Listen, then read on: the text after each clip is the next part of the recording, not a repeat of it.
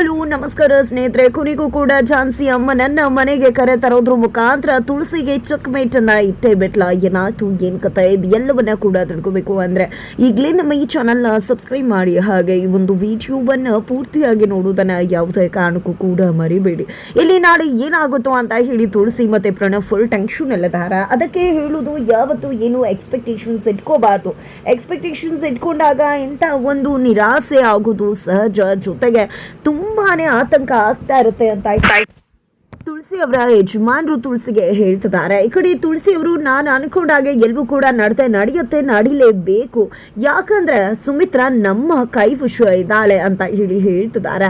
ಇದರ ನಡುವೆ ಬೆಳಗ್ಗೆ ಆಗ್ತಿದ್ದಾಗೇನೆ ಇಲ್ಲಿ ತಾತ ಹೊರಗಡೆ ಹೋಗ್ತಿದ್ದಾರೆ. ಏನಪ್ಪಾ ಹೊರಗಡೆ ಹೋಗ್ತಾ ಇದ್ಯಾ, ಎಲ್ಲಿಗೆ ಹೋಗ್ತಾ ಇದ್ಯಾ ನೀನು ಅಂತ ಹೇಳಿ ತುಳಸಿ ಅವರು ಪ್ರಶ್ನೆ ಮಾಡ್ತಾರೆ. ನಾನು ದೇವಸ್ಥಾನಕ್ಕೆ ಹೋಗ್ತಿದ್ದೇನಮ್ಮ ಅಂತ ತಾತ ಹೇಳಿದಾಗ, ಯಾಕೆ ನಿನ್ನ ಸೊಸೆ ಮನೆಗೆ ಬರಬೇಕು ಅನ್ನೋ ಕಾರಣಕ್ಕೆ, ನಿನ್ನ ಸೊಸೆ ಮನೆಗೆ ಬರಬೇಕು ಅಂದ್ರೆ ನೀನು ಝಾನ್ಸಿ ಹತ್ರ ಹೋಗಿ ಕೇಳ್ಕೋಬೇಕಾಗತ್ತೆ, ಜೊತೆಗೆ ನನ್ನಿಂದ ವರ ಸಿಗ್ಬೇಕಾಗತ್ತೆ.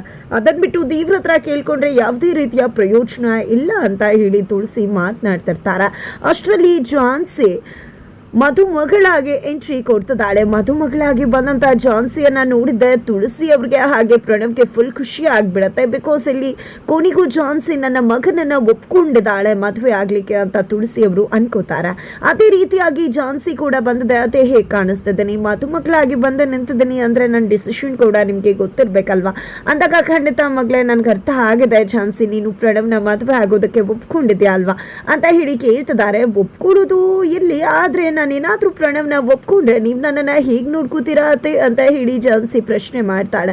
ಹೇಗ್ ನೋಡ್ಕೋತೀನಿ ಅಂದ್ರೆ ಕಣ್ಣನ್ ರೆಪ್ಪೆ ತರ ನೋಡ್ಕೋತೀನಿ, ಕಾಯ್ತೀನಿ, ನಿನ್ನನ್ನ ತುಂಬಾ ಚಂದ ನೋಡ್ಕೋತೀನಿ ಅಂತ ಹೇಳಿ ಇಲ್ಲಿ ತುಳಸಿ ಅವರು ಹೇಳ್ತಾರೆ. ಹೌದಾ, ಹಾಗಿದ್ರೆ ಪ್ರಣವ್ ನೀನು ಹೇಗೆ ನೋಡ್ಕೋತೀಯಾ ಅಂತ ಹೇಳಿ ಕೇಳಿದಾಗ, ನಾನು ಕೂಡ ತುಂಬಾ ಚೆನ್ನಾಗಿ ನೋಡ್ಕೋತೀನಿ ಝಾನ್ಸಿ ನಿನ್ನ ಅಂತ ಕೂಡ ಪ್ರಣವ್ ಕೂಡ ಹೇಳ್ತಾರೆ.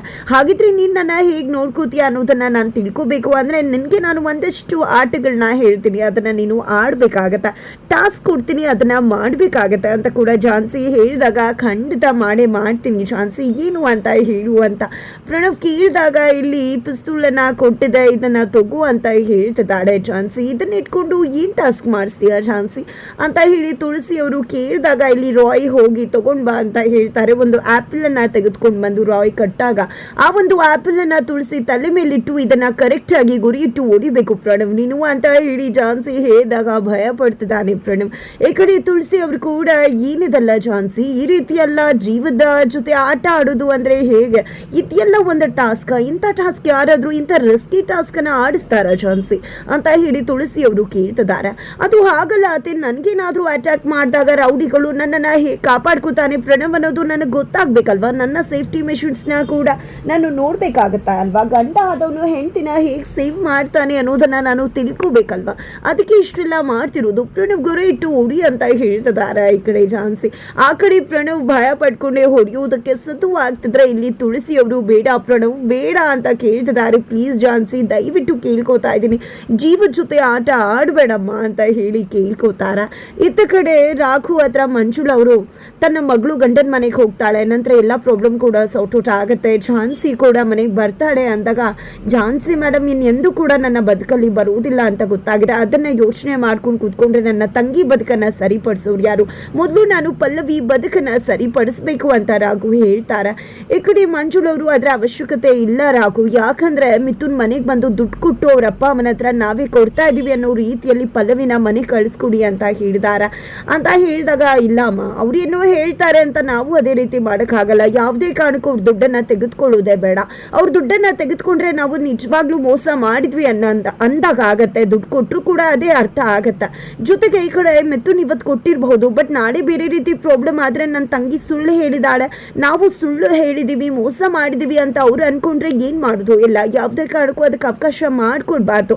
ನಾವು ದುಡ್ಡನ್ನು ಇಸ್ಕೊಳ್ಳೋದು ಬೇಡ, ಜೊತೆಗೆ ದುಡ್ಡನ್ನ ಕೊಡೋದು ಕೂಡ ಬೇಕಾಗಿಲ್ಲ.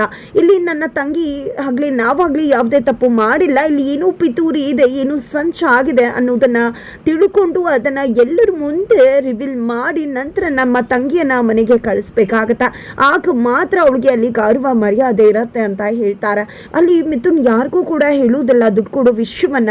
ರಾಘು ಸುಮ್ಮನೆ ತಲೆ ಮೇಲೆ ಸಮಸ್ಯೆ ಹಾಕೊಳ್ಳೋದು ಯಾತಕ್ಕೆ, ಸಮಸ್ಯೆ ಈಸಿಲಿ ಬಗೆಹರಿತಿದೆ ಅಲ್ವಾ ಅಂತ ಹೇಳಿ ಮಂಜುಳ್ ಅವರು ಹೇಳಿದಾಗ ಇವತ್ತು ಸಮಸ್ಯೆ ಏನೋ ಬಗೆಹರಿದು ಬಿಡುತ್ತೆ. ಬಟ್ ನಾಳೆ ಏನಾದರೂ ವಿಷಯ ಗೊತ್ತಾದರೆ ನನ್ನ ತಂಗಿ ಬಗ್ಗೆನೇ ತಾನೇ ಕೆಟ್ಟದಾಗಿ ಮಾತು ಬರೋದು ಬೇಡ ಅಮ್ಮ, ಅದು ಯಾವುದು ಕೂಡ ಆಗೋದೇ ಬೇಡ ಚಿಕ್ಕಮ್ಮ, ನಾನು ಸರಿಪಡಿಸ್ತೀನಿ, ನೀವೇನು ಯೋಚನೆ ಮಾಡಬೇಡಿ, ನನ್ನ ತಂಗಿ ಬದುಕನ್ನು ಪಡಿಸ್ತೀನಿ ಅಂತ ರಾಘು ಹೇಳ್ತಾರೆ. ಇನ್ನು ಎಷ್ಟು ದಿನ ಅಂತ ಪಲ್ಲವಿ ಇಲ್ಲೇ ಇರೋದು ರಾಘು ಅಂತ ಹೇಳಿ ಮಂಜುಳ್ ಅವರು ಕೇಳಿದಕ್ಕೆ ಜಸ್ಟ್ ಒಂದು ದಿನದಲ್ಲಿ ನನ್ನ ತಂಗಿ ಗಂಡನ ಮನೇಲಿ ಇರ್ತಾಳೆ, ಆ ರೀತಿ ಮಾಡೋದು ನನ್ನ ಜವಾಬ್ದಾರಿ, ಜೊತೆಗೆ ಇದನ್ನ ಯಾರು ಮಾಡಿದ್ದು ಅನ್ನೋದನ್ನ ಕೂಡ ನಾನು ಪತ್ತೆ ಹಚ್ತೀನಿ ಅಂತ ರಾಘು ಹೇಳ್ತಾರೆ. ಇತ್ತ ಕಡೆ ತುಳಸಿ ಅವರು ಬೇಡ ಅಂತ ರಿಕ್ವೆಸ್ಟ್ ಮಾಡಿ ಕೇಳ್ಕೊತಾರೆ ಆ ಗೇಮ್ನ. ಹಾಗಾಗಿ ಸರಿ ಆಯಿತು ಅಂತ ಹೇಳಿ ಇನ್ನು ಹೇಗೆ ನೀವು ನನ್ನ ನೋಡ್ಕೋತೀರಾ, ನನಗೆ ಎಂಟರ್ಟೈನ್ಮೆಂಟ್ ಎಲ್ಲ ಮಾಡ್ತೀರಾ ಅಂತ ಜಾನ್ಸಿ ಕೇಳಿದಾಗ ನಿನ್ನ ಜೊತೆ ಕುತ್ಕೊಂಡು ಫಿಲಿಮ್ಸ್ ನೋಡ್ತೀವಿ, ನೀನು ಕಾರ್ಟೂನ್ ನೋಡಿದ್ರು ಅದನ್ನು ಇಷ್ಟಪಟ್ಟೆ ನೋಡ್ತೀವಿ ಅಂತ ತುಳಸಿ ಪ್ರಣವ್ ಹೇಳ್ತಾರೆ. ಹಾಗಿದ್ರೆ ಇವಾಗ ಒಂದು ಶಾರ್ಟ್ ಮೂವಿ ನೋಡೋಣ ಅಂತ ಹೇಳಿ ಫಿಲ್ಮ್ ಪ್ಲೇ ಮಾಡ್ತಾಳೆ. ಅಲ್ಲಿ ತುಳಸಿ ಅವರು ಹೋಗಿ ಸಂಪತ್ ಅವರನ್ನು ಬೆದರಿಸಿದ್ದು ಎಲ್ಲವೂ ಕೂಡ ರೆಕಾರ್ಡ್ ಆಗಿರುತ್ತೆ. ಅದೇ ವಿಡಿಯೋವನ್ನು ನೋಡಿದೆ ಎಲ್ರಿಗೂ ಕೂಡ ಅಚ್ಚರಿ ಆಗತ್ತೆ. ಏನದು ಜಾನ್ಸಿ, ಏನು ಮಾಡಿದೆ ನೀನು ಅಂದಾಗ ನನಗೂ ಎಲ್ಲ ಗೊತ್ತಿದೆ ಅತ್ತೆ, ಯಾವಾಗ ತಾತ ನನಗೆ ಪ್ರಜ್ಞೆ ಬಂದಿದೆ ಅಂತ ಗೊತ್ತಾದಾಗಲೂ ರಾಘು ಜೊತೆ ಮದುವೆಯನ್ನು ತಡೆದ್ರು, ಆಗಲೇ ನನಗೆ ನಿಮ್ಮ ಮೇಲೆ ಅನುಮಾನ ಬಂತು, ಆಗಲೇ ನಾನು ಅದನ್ನು ಕಂಡು ಹಿಡಿಬೇಕು ಅಂತ ಅಂದ್ಕೊಂಡೆ, ನನಗೆಲ್ಲವೂ ಕೂಡ ನೆನಪಿಲ್ಲ ಅಂದಾಗ ನಟಿಸಿದೆ, ನಿಮ್ಮ ಕುತಂತ್ರ ಏನು ಅನ್ನೋದನ್ನು ತಿಳ್ಕೊಂಡೆ ನಾನು ಅಂತ ಹೇಳಿ ಜಾನ್ಸಿ ಹೇಳಿದಾಗ ಹೌದಾ ತಿಳ್ಕೊಂಡ್ಯಾ, ಸರಿ ಆಯಿತು ಬಿಡು, ಹಾಗನ್ನು ಮಾತ್ರಕ್ಕೆ ಪ್ರಣವ್ ಜೊತೆ ನಿನ್ನ ಮದುವೆ ನಿಂತು ಹೋಗುತ್ತೆ ಅಂತ ಅನ್ಕೋಬೇಡ ಅಂತ ಹೇಳ್ತಾರೆ ತುಳಸಿ ಅವರು. ನೀವು ಏನೇ ಮಾಡಿದ್ರು ರಾಘು ನನ್ನ ಗಂಡ, ಯಾವುದೇ ಕಾರಣಕ್ಕೂ ಪ್ರಣವ್ನ ಮದುವೆ ಆಗೋದಕ್ಕೆ ಸಾಧ್ಯನೇ ಇಲ್ಲ ಅಂತ ಜಾನ್ಸಿ ಹೇಳಿದಾಗ ಏನು ಮಾತಾಡ್ತಿದ್ಯಾ ನೀನು, ಪ್ರಣವ್ನ ಮದುವೆ ಆಗೋದಕ್ಕೆ ಸಾಧ್ಯ ಇಲ್ವಾ, ಯಾಕೆ ನಿಮ್ಮಮ್ಮನ್ನ ನೋಡಬೇಕು ಅನ್ನೋ ಆಸೆ ನಿನಗಿಲ್ವಾ, ನಿಮ್ಮಮ್ಮ ನನ್ನ ಕಪಿಮುಷ್ಟಿಯಲ್ಲಿದ್ದಾಳೆ ಅಂತ ಹೇಳ್ತಾರೆ ತುಳಸಿ ಅವರು. ಏನು ಮಾತಾಡ್ತಿದ್ರ, ನನ್ನಮ್ಮ ಬದುಕಿದಾರ ಅಂತ ಹೇಳಿ ಜಾನ್ಸಿ ಕೇಳಿದಾಗ ಹೌದಮ್ಮ ನಿನ್ನಮ್ಮ ಬದುಕಿದಾರ ಅಂತ ಹೇಳಿ ತಾತ ಕೂಡ ಹೇಳ್ತಾರೆ. ಈ ಕಡೆ ನಿನ್ನಮ್ಮ ನಿನಗೆ ಸಿಗಬೇಕು ಅಂದರೆ ನೀನು ಪ್ರಣವ್ ಕೈಲಿ ತಾಳಿ ಕಟ್ಟಿಸ್ಕೊಳ್ಳೇಬೇಕಾಗತ್ತೆ ಅಂತ ತುಳಸಿ ಹೇಳಿದಾಗ ಕಣ್ಣೀರು ಹಾಕೋಕೆ ಶುರು ಮಾಡ್ಕೋತಾಳೆ ಜಾನ್ಸಿ. ಪ್ಲೀಸ್ ಅತ್ತೆ ದಯವಿಟ್ಟು ನಾನು ರಾಘು ಹೆಂಡ್ತಿ, ದಯವಿಟ್ಟು ಈ ರೀತಿ ಫೋರ್ಸ್ ಮಾಡಬೇಡಿ, ನಮ್ಮಂಗೆ ಏನೂ ಮಾಡಬೇಡಿ, ಪ್ಲೀಸ್ ನಮ್ಮನ್ನು ನಮ್ಮ ಮನೆ ಕೈ ಕರ್ಕೊಂಡು ಬನ್ನಿ ಅಂತ ಹೇಳಿ ರಿಕ್ವೆಸ್ಟ್ ಮಾಡ್ಕೋತಾಳೆ ಜಾನ್ಸಿ. ಅದೆಲ್ಲ ಸಾಧ್ಯನೇ ಇಲ್ಲ, ನನ್ನ ಮಗನ ಜೊತೆ ನೀನು ಮದುವೆ ಆಗಲೇಬೇಕು ಅಂತ ತುಳಸಿ ಅವರು ಹೇಳಿದಾಗ ಈ ಕಡೆ ಜಾನ್ಸಿ ಏನು ನಾನು ಕಣ್ಣೀರು ಹಾಕ್ತೆ ಅಂತ ಅಂದ್ಕೊಂಡ್ರ, ನಿನ್ನ ಮುಂದೆ ನಾನು ಯಾವುದೇ ಕಾರಣಕ್ಕೂ ಕಣ್ಣೀರು ಹಾಕೋದಿಲ್ಲ, ನಾನು ಆಗಲೇ ಹೇಳಿದೆ ಅಲ್ವಾ ನಿನಗೆ, ನೀನು ಒಂದು ಹೆಜ್ಜೆ ಇಟ್ಟರೆ ನಾನು 10 ಹೆಜ್ಜೆ ನಿನಗಿಂತ ಮುಂದಿಟ್ಟಿರ್ತೀನಿ ಅಂತ ಹೇಳಿದ್ದೆ. ಇಲ್ಲಿ ತುಳಸಿ ಅವ್ರನ್ನ ಆ ಕಡೆ ನೋಡಿ ಅಂತ ಹೇಳ್ತಿದ್ದಾಗ ಅಲ್ಲಿ ಎಂಟ್ರಿ ಕೊಟ್ಟಿದ್ದಾರೆ ಝಾನ್ಸಿಯ ಹೆತ್ತಮ್ಮ ಸುಮಿತ್ರನ ನೋಡಿದ್ದೆ. ಸುಮಿತ್ರಾ ನಿನ್ನ ಕೈಗೆ ಹೇಗೆ ಸಿಕ್ಕಿದ್ಲು ಅಂತ ಹೇಳಿ ತುಳಸಿ ಕೇಳ್ತಿದ್ದಾರೆ. ಈ ಕಡೆ ಸಂಪತ್ ಕುಮಾರ್ ಅವರು ಸುಸ್ಸಿಯನ್ನು ನೋಡಿ ಖುಷಿ ಪಡ್ತಿದ್ದಾರೆ, ಮಾವನ ಆಶೀರ್ವಾದವನ್ನು ಸುಮಿತ್ರಾ ಅವರು ತಗೋತಾರೆ. ಈ ಕಡೆ ತುಳಸಿ ಅವರು ಕಂಗಾಲಾಗಿ ನಿಂತ್ಕೊಂಡಿದ್ದಾರೆ, ತತ್ತರಿಸಿ ಹೋಗ್ತಿದ್ದಾರೆ. ಇದರ ಮಧ್ಯೆ ಇಲ್ಲಿ ಝಾನ್ಸಿ ನೀನು ಏನೋ ಮಾಡಿದ್ಯಾ ಅನ್ನೋದನ್ನು ತಿಳ್ಕೊಂಡಿದ್ದೆ, ರಾತ್ರಿ ನಮ್ಮನ್ನು ಸೇಫ್ ಆಗಿ ಕರ್ಕೊಂಡು ಬಂದಿದ್ದಾಯಿತು ತಾತ, ನನ್ನಮ್ಮ ನಮ್ಗೆ ಯಾವತ್ತೂ ಸಿಗಬೇಕಾಗಿತ್ತು, ಆದರೆ ಈ ತುಳಸಿ ಅತ್ತೆ ಏನು ಮಾಡಿದ್ರು ಗೊತ್ತಾ, ಅವರ ಮಗಳನ್ನು ನಾನು ಅಂತ ಹೇಳಿ ತೋರಿಸಿದ್ರು, ಅದಕ್ಕೆ ಅಮ್ಮ ನನ್ನ ಹತ್ರ ಬರೋದಕ್ಕೆ ಹೆದರಿದ್ರು ಅಂತ ಝಾನ್ಸಿ ಹೇಳ್ತಾರೆ. ಕೊನೆಗೂ ನನ್ನ ಮಗಳನ್ನು ಸೇರಿದ ಖುಷಿ ನನಗಿದೆ ಅಂತ ಸುಮಿತ್ರಾ ಅವರು ಹೇಳ್ತಿದ್ದಾರೆ. ಈ ಕಡೆ ಪಾಪಿ ಅದಕ್ಕೆ ಅನ್ನೋದನ್ನ ಕೂಡ ನೋಡಿದೆ, ಎಷ್ಟು ಹಿಂಸೆ ಮಾಡಿಬಿಟ್ಟೆ ನೀನು ಅಂತ ತಾತ ಕೂಡ ಹೇಳ್ತಿದ್ದಾರೆ. ಈ ಕಡೆ ತುಳಸಿ ಅವರು ಏನು ನನ್ನ ಲಾಕ್ ಮಾಡಿದ್ಯಾ ಅಂತ ಅನ್ಕೊಂಬಿಡ್ಯಾ ಝಾನ್ಸಿ, ಬಿ ಪ್ಲಾನಿಗೆ ಹೋದ್ರೆ ಏನಂತೆ ಸಿ ಪ್ಲಾನ್ ಇದೆಯಲ್ಲ ಅಂತ ಹೇಳಿ ತಾತನ್ನೇ ಸಾಯಿಸ್ತೀನಿ ಅಂತ ಹೆದರಿಸ್ತಿದ್ದಾರೆ.